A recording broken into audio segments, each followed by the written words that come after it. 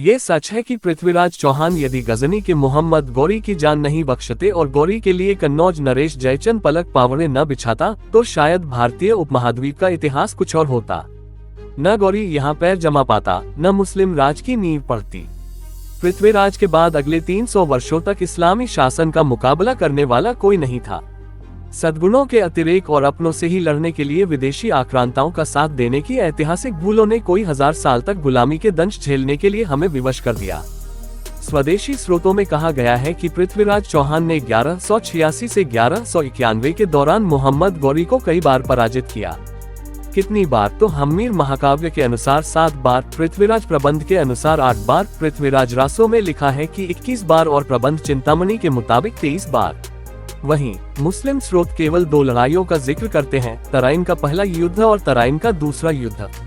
तराइन इलाका दिल्ली से कोई 110 किलोमीटर दूर वर्तमान हरियाणा राज्य में पड़ता है। तराइन के किले के नीचे वाले मैदान में ये युद्ध हुआ। 1191 में हुए तराइन के पहले युद्ध में गौरी को हार मिली।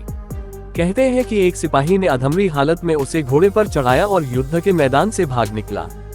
गौरी की सेना भी भागने लगी, लेकिन पृथ्वीराज ने भागती सेना का पीछा नहीं किया। यही उसकी ऐतिहासिक भूल बताई जाती है। इसके 1 साल बाद गौरी भारी फौज लेकर फिर आया। साल 1192 में हुए तराइन के इस दूसरे युद्ध में पृथ्वीराज हार गया। चंद बरदाई ने अपने वीर रस के बृहद महाकाव्य पृथ्वीराज रासो में इस युद्ध का वर्णन किया है।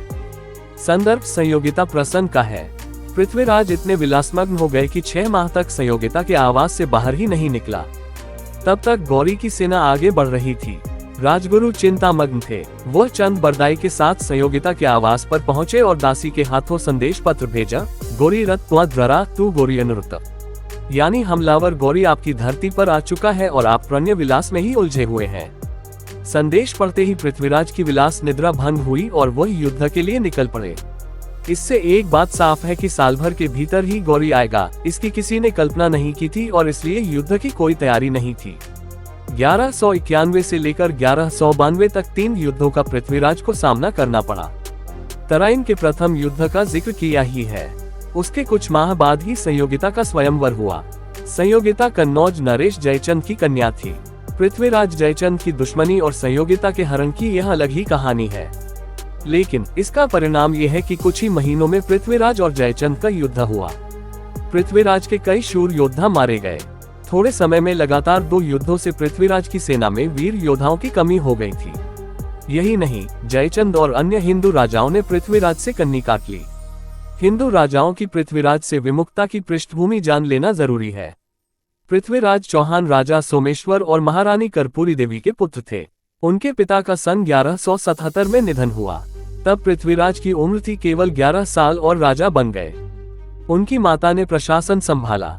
इसके 3 वर्ष बाद से पृथ्वीराज ने खुद प्रशासन संभालना शुरू किया।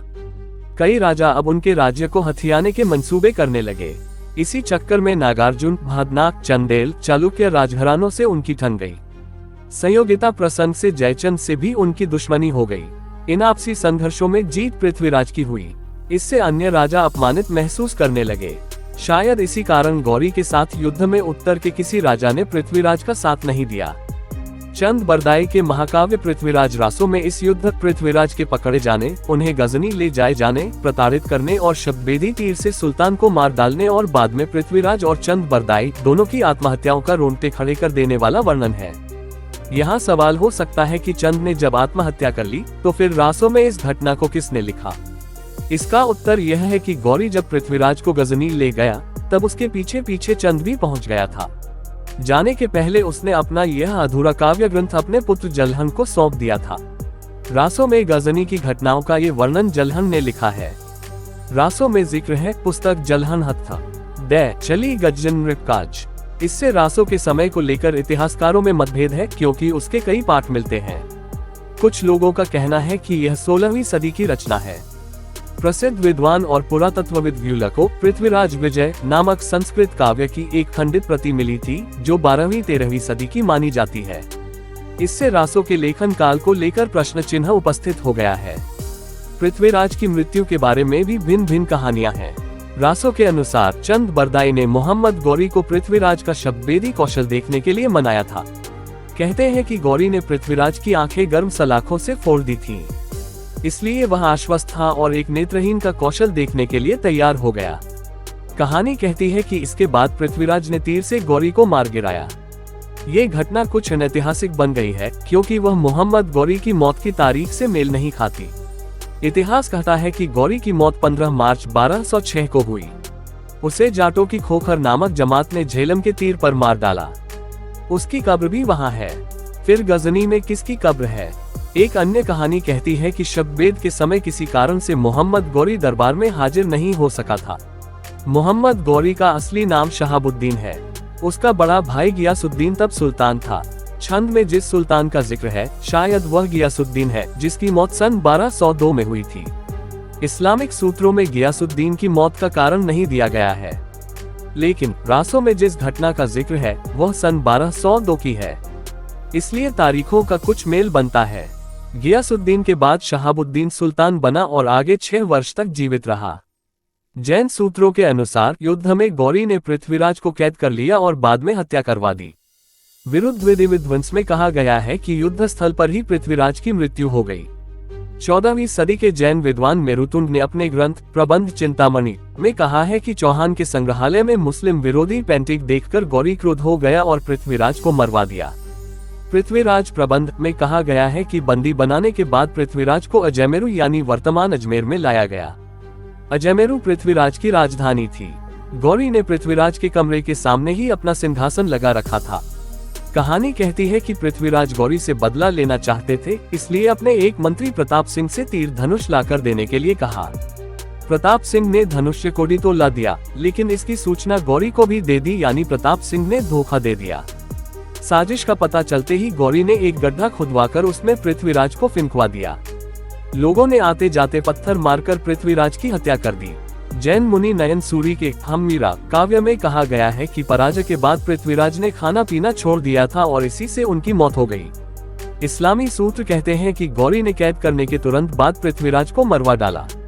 इन कहानियों से एक बात साफ है कि गौरी की कैद में रहते ही पृथ्वीराज की मौत हो गई। गजनी में पृथ्वीराज की समाधि के पास ही सुल्तान गियासुद्दीन की कब्र होना रासों की कहानी का आधार हो सकता है।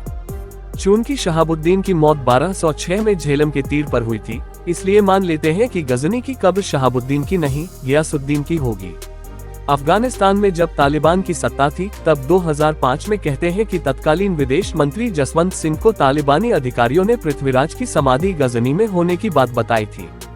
फूलन देवी हत्याकांड के अभियुक्त शेर सिंह राणा ने भी दावा किया था कि तिहाड़ जेल से भागकर वह अफगानिस्तान पहुंच गया था और वहां से पृथ्वीराज की समाधि की मिट्टी और अस्थियां ले आया है। इस कहानी की सच्चाई संदिग्ध है। लिहाजा इतना जरूर है कि पृथ्वीराज चौहान के बाद ऐसा कोई स्वदेशी राजा नहीं हुआ जो विदेशी आक्रांताओं को रोक सके।